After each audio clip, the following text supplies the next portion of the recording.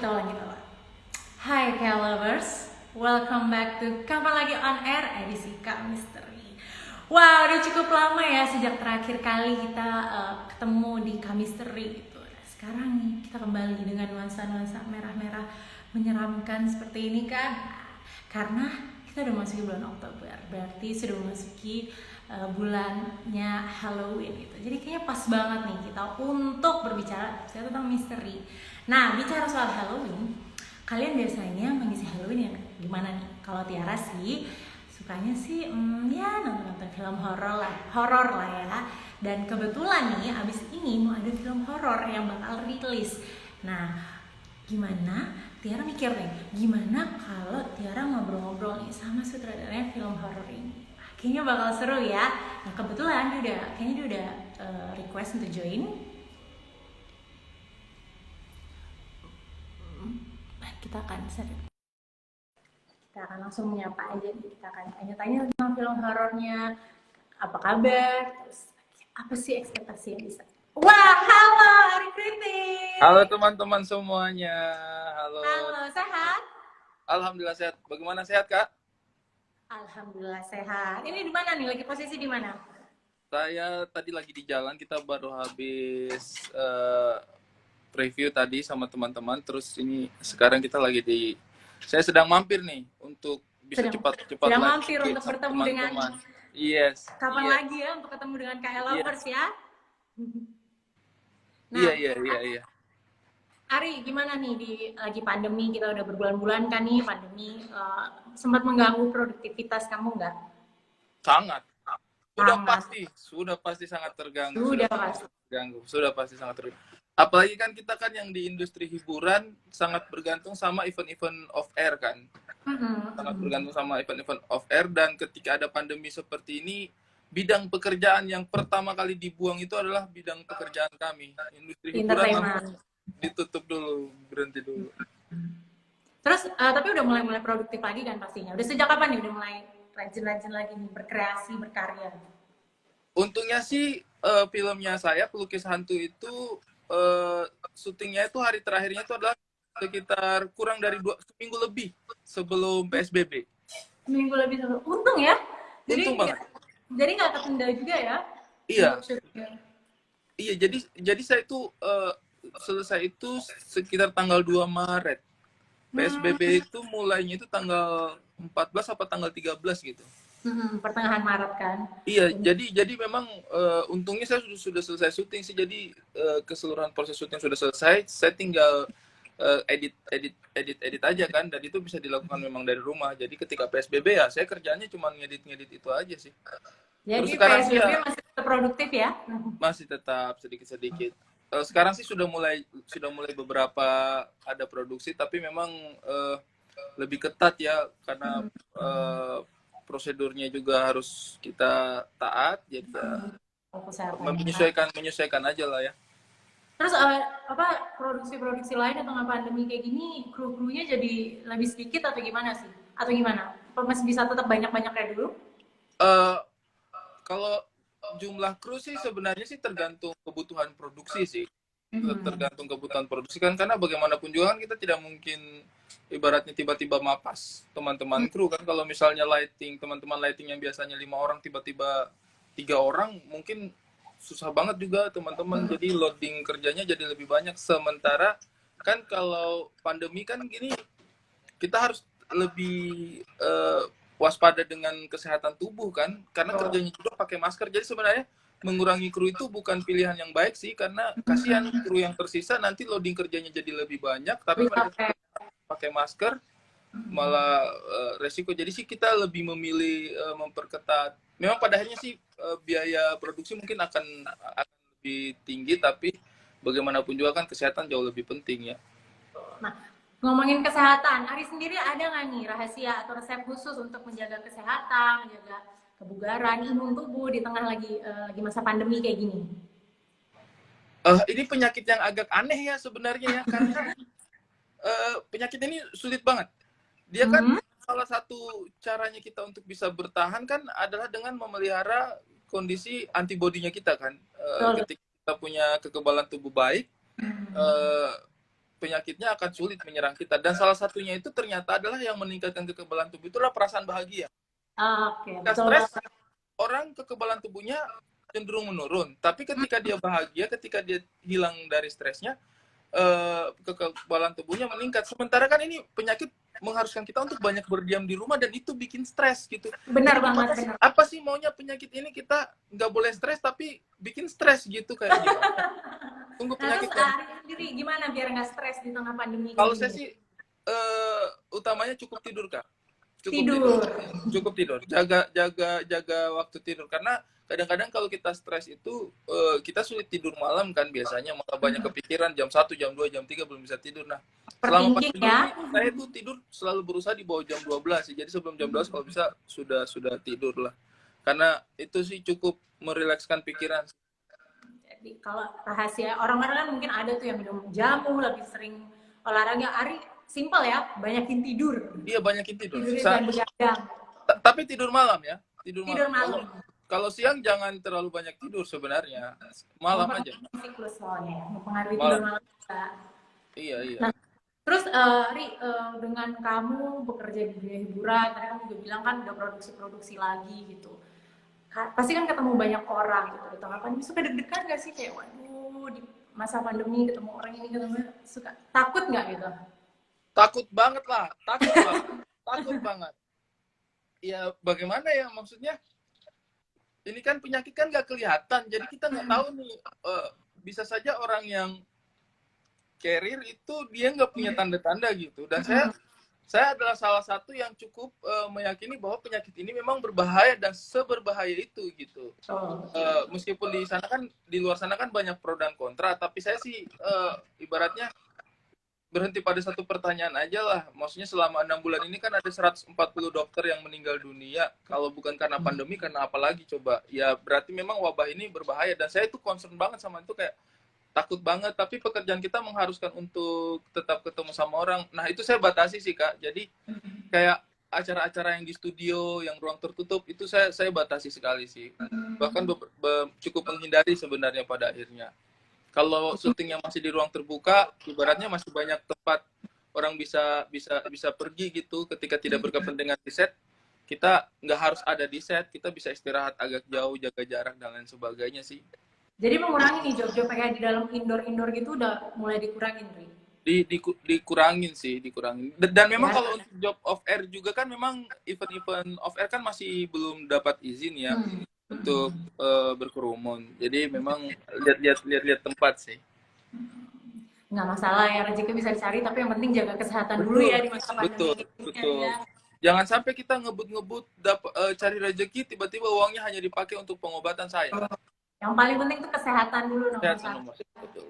Nah, terus sekarang tuh kan kamu bilang tadi kan ketemu banyak orang, terus orang juga masih banyak ya kayak pro kontra kayak ini beneran nggak ya ada covid kayak gini. Terus akhirnya banyak juga nih orang yang abai dengan protokol kesehatan gitu, nggak mematuhi pesan ibu, nggak pakai masker, nggak jaga jarak gitu. Suka sebel nggak nih kayak orang-orang nih kenapa nggak mau pakai masker apa segala macam gitu? Iya sih, sebenarnya sedikit menyayangkan lah, karena kan maksudnya informasi apapun yang kita terima di luar sana kan paling utama itu adalah waspada gitu. Kita kan pada akhirnya berhenti pada satu titik di mana orang itu nggak tahu lagi informasi yang harus dipercaya yang mana saking banyaknya informasi. Tetapi menurut saya sih ya udahlah informasinya mau yang mana yang kamu percaya, yang penting itu waspada karena kan pada akhirnya bukan hanya kesehatan kita saja yang beresiko tapi kesehatan orang lain juga beresiko karena ketidaktertiban, ketidaktaatannya kita itu. Jadi saya sih maksudnya mengaminkan bahwa di luar sana memang ada pro kontra, ada yang percaya, ada yang enggak. Tapi untuk saya pribadi sih lebih bagus waspada. Apa salahnya sih kita waspada? Mau kita nggak percaya virusnya ada juga ya waspada aja. Siapa tahu benar ada gitu. Saling Dan yang melindungi percaya, ya. iya yang percaya juga mungkin jangan terlalu panik juga. Selama kita menegakkan protokol sih mungkin kita masih bisa sedikit beraktivitas. Yang penting kita bisa jaga jarak, kemudian cuci tangan, pakai masker, hal-hal yang memang disarankan. Karena saya kemarin ini pengalaman pribadi ya Kak. Kemarin saya itu sempat kerja dengan salah satu teman yang pada akhirnya terindikasi positif. Oh ya ampun, terus gimana? Tapi saya selama kerja itu pakai masker, kemudian cuci tangan, kemudian memang jaga jarak gitu. Jadi sangat minim kontak. Ya alhamdulillah pas dengar kan kita akhirnya tracking kan ketika ada teman yang kena. Waktu Positif. itu iya saya kerjanya di rumah tuh, Mm-mm. kerja di rumah kena. Akhirnya saya ini apa tes swab juga, Iya. alhamdulillahnya negatif. Jadi ya Iya. untuk saya pribadi sih kalau kita tertib sih mudah-mudahan kita bisa melewati keadaan yang sulit inilah. Yang Itu sih Kak. kuncinya disiplin ya untuk di Mm-mm. masa pandemi. Nah, Ari sendiri ada pesan nggak nih mungkin untuk teman-teman yang nonton, untuk travelers juga, supaya selalu patuh dengan pesan ibu, mematuhi protokol gitu. Bisa ada pesan-pesan dikit nih, mengingatkan teman-teman. Iya, kalau saya sih paham lah. Sekarang mungkin teman-teman banyak yang resah, banyak yang muak dengan keadaan seperti ini gitu. Informasinya juga seliweran. Cuman untuk saya pribadi sih berkaca dari fakta bahwa ada 140 dokter sekarang sudah meninggal dan itu nyata, orangnya ada, dan apalagi tidak pernah ada era sebelumnya yang bisa memakan korban jiwa tenaga kesehatan sebanyak itu. Menurut saya itu adalah tragedi gitu. Marilah kita bersama-sama untuk menegakkan protokol agar supaya wabah ini tidak semakin banyak menelan korban gitu. Kita percaya mau kita nggak percaya, faktanya di luar sana ada korban yang berjatuhan karena kehadiran wabah ini. Oke lah, misalnya kita merasa penegakan disiplinnya parah, aturan-aturannya nggak jelas. Oke lah gitu, oke lah terserah.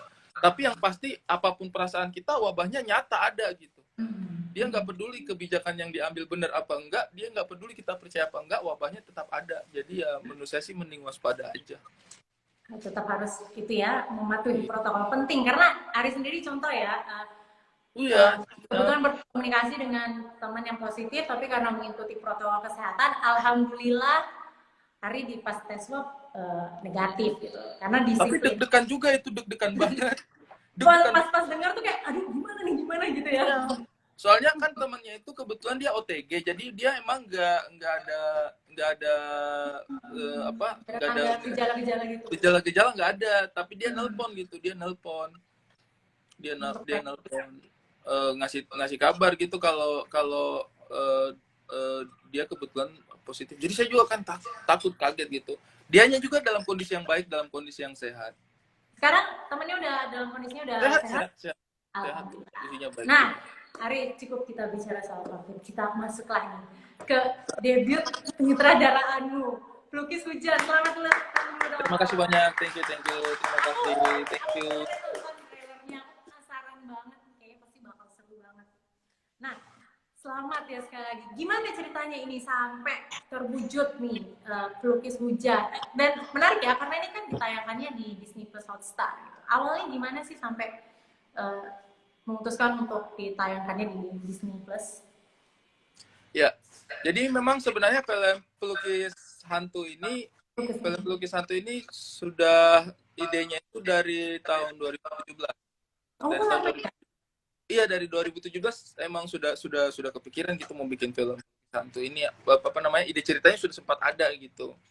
Waktu itu pas nulis skenario bareng sama Ko Ernest Prakasa di kelas penulisannya Ko Ernest tuh pas bikin ide kepikiran lah ide ini. Terus saya kok kayaknya idenya spontan tapi kok kayaknya suka gitu sama premisnya. Tapi ya udah disimpan aja. Tahun 2019 kemarin akhirnya ketemu sama teman-teman dari MD Pictures. Kebetulan mereka tertarik sama premisnya gitu, sama ceritanya. Akhirnya kita bikin konsep sama-sama. Saya tuangkan idenya dalam bentuk naskah. Terus dimintalah sama teman-teman dari MD juga untuk sekalian saya yang direct. Saya sih deg-degan juga ya sebenarnya, nggak pernah megang film panjang gitu. Tapi ya sudah akhirnya saya coba aja karena kebetulan sih yang membuat saya berani untuk megang layar lebar sih karena pergaulan sih. Alhamdulillah saya dikelilingi sama teman-teman yang luar biasa. Jadi support dari teman-teman yang jadi astradanya saya, yang jadi DP, yang jadi artistik, time producer, kemudian talent, tim kostum, pokoknya semuanya teman-teman tim produksinya memberi keyakinan gitu. Ayolah kita buat aja dulu. Akhirnya ya bisa terwujud gitu, yang tadinya dari ide akhirnya bisa kelihatan gitu wujud audiovisualnya. Terus sebelum kamu persiapan gitu ya, praproduksi gitu, kamu sempat kayak ini nggak sih, mungkin langsung ngobrol dulu nih, curhat-curhat dulu sama rekan-rekan sesama sutradara gitu untuk berkeluh kesah gitu. Karena kan ini debut kan, pasti Iya. berat kan mungkin kan gitu. Sempet curhat-curhat gitu nggak? Jadi kebetulan kalau untuk penyutradaraan sendiri kan sebenarnya banyak diskusinya sama Ko Ernest juga. Hmm. Tapi saya juga kan sempat jadi komedi konsultannya Ko Ernest beberapa film gitu. Akhirnya bisa belajar lah sambil nyolong-nyolong belajar di belakang layar sama-sama Ko Ernest. Terus sempat juga jadi komedi konsultannya Anggi Umbara. Nah, Hmm. sama Pak Herwin juga saya sebelum akhirnya terjun ke bangku penyutradaraan memang sebelumnya udah beberapa tahun saya sudah jadi komedi konsultan dan kerjanya itu di samping sutradara. Jadi Hmm. apa nyolong-nyolong ilmunya gitu mereka ngapain saya liatin oh begini oh itu oh maksudnya ini tujuannya oh ngambil gambar begini. Jadi Jadi nggak blank banget ya? iya belajarnya itu langsung di lapangan gitu di sampingnya teman-teman sutradara yang sudah punya apa namanya jam terbang tinggi. Pengalaman. Terus juga curhat-curhat, ngobrol-ngobrol juga sama teman-teman sesama yang menekuni industri film. Eh, Ngobrol sama Anal Rashid sama Abimana Arya tuh dua orang yang nyemangatin untuk bisa. Terus ya sama Indah Permatasari juga tuh saya tuh sebenarnya masih ragu-ragu tuh mau terjun ke jadi sutradara bener nggak sih? Tapi Eh, ada Nona udah bikin aja dulu. Ya udah akhirnya karena memang eh, lingkungannya support ya udah kita kerjain terus ngerjainnya juga sama teman-teman juga sih sama Ge Pamungkas sama Miss Judith sama Abdur Ardat komite konsultannya juga Ardit Erwana jadi ya udahlah akhirnya ya kayak project yang dikerjakan bersama-sama aja jadi susah senangnya tanggung rame-rame gitu jadi happy sih happy walaupun berat awal-awal tapi happy ya.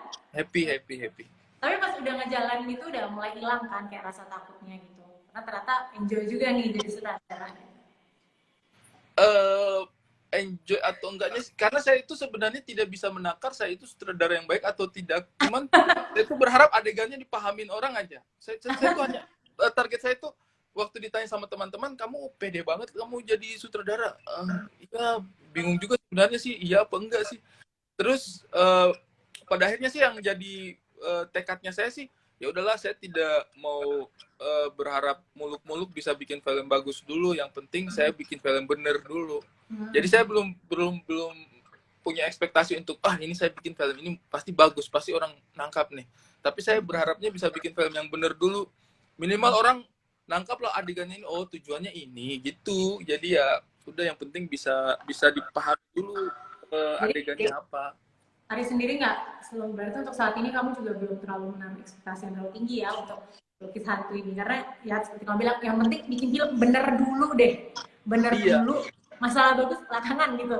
iya, karena menurut saya posisi sutradara itu sakral gitu, tidak serta merta. Menurut saya pengalaman 2 tahun, 3 tahun, 4 tahun ada di belakang layar sama-sama teman-teman nulis-nulis juga gitu. 50-50 gitu untuk bilang cukup apa enggak gitu. Tapi menurut saya sih memang pada akhirnya untuk menakar kemampuan kayak saya itu modelnya kan saya lahirnya dari stand up komedi ya dari stand up Indo dari stand up komedi. Nah kita tahu kita bisa stand up apa enggak itu memang dengan cara naik panggung gitu. Ketika saya naik panggung dan lucu orang tahu oh berarti saya lucu nih bisa nih jadi komedian. Nah pada akhirnya saya ya udahlah saya coba aja dulu gitu bikin satu film mumpung ada yang ngasih kesempatan gitu mumpung ada yang Ada ngasih uang. kesempatan support juga banyak ya sayang kan kalau nggak diambil ini keren sih Iya ini iya buat iya untuk teman-teman yang mungkin masih takut mencoba banyak hal tuh harus kayak Ari dicoba dulu aja yang penting bikinnya bener iya dulu masalah bagus tuh belakangan. iya iya. Nah tapi Ri, sebagai debut kamu sebagai sutradara apa sih menurut kamu kesulitan terbesar menjadi sutradara film? Kesulitan terbesar menjadi sutradara film.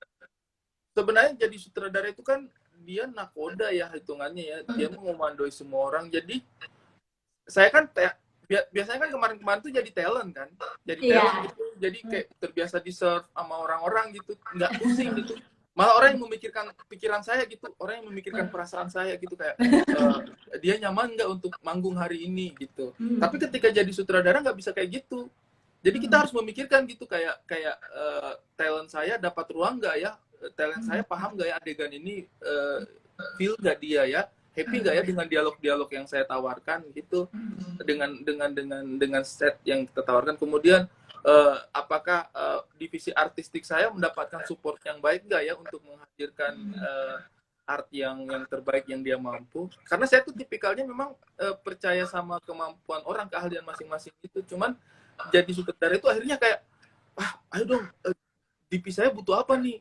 Oh iya bang, kalau ada yang saya bisa bantu apa nih? Gimana gitu. Jadi kayak memikirkan semua orang harus bisa mendapatkan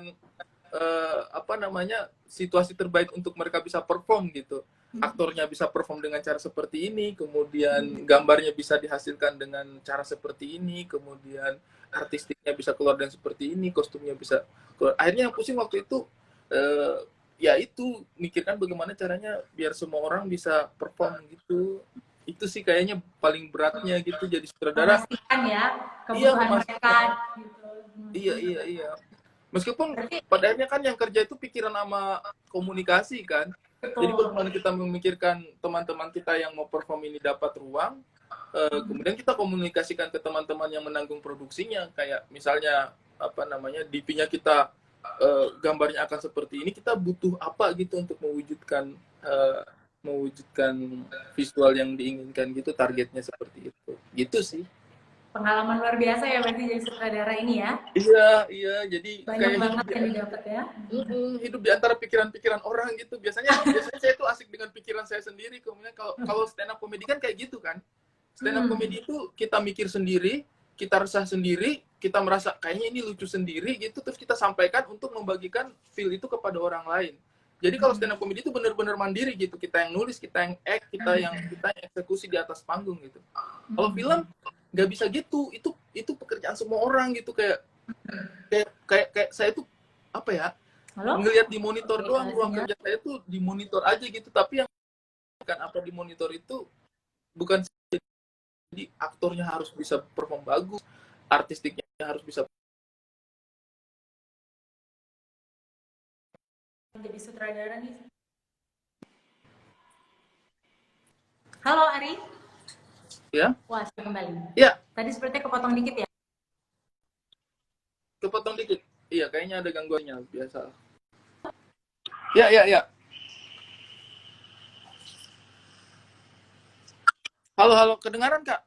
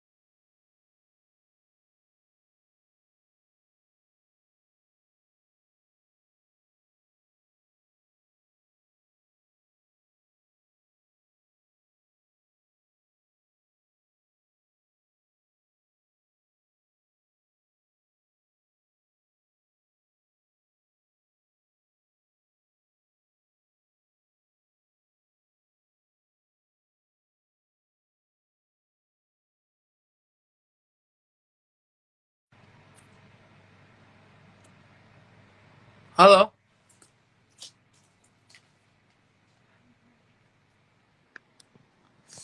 Sinyal.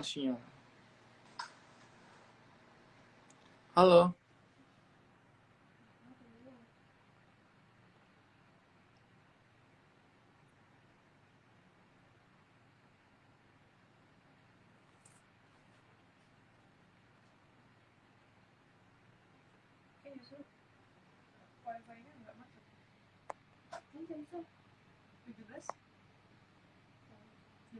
Ini sudah oke sih.